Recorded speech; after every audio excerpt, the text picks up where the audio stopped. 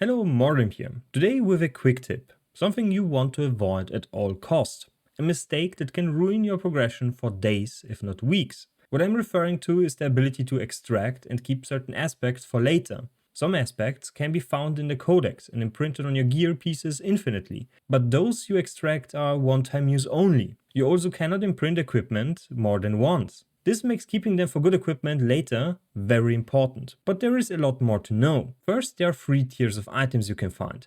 There are normal legendaries you can find during leveling, sacred legendaries in tier 3, and ancestral legendaries in tier 4. The only difference between those is the range in which stats can roll, and the sacred and ancestral tag, which means you can only use ancestral aspects on ancestral items, making it a requirement to keep well-rolled powers for later. This is double important because some item types have a massive amount of potential affixes they can roll, most of which will be garbage for your build. A great ancestral amulet is not something you will come across very often, so staining it with a bad ancestral legendary power is not something desirable. If you happen to have used those powers on a worse piece of gear, you're not going to be able to use the amulet you just found, making it a potential upgrade you need to store in the chest for later. This slows down your endgame progression massively. And it is not easy to acquire some aspect powers with good rolls. They have insanely wide rolls, covering multiple thousand of potential values. Another thing everyone is telling you is not to waste your aspects and never craft during your early tiers. But that's not something you always want to do.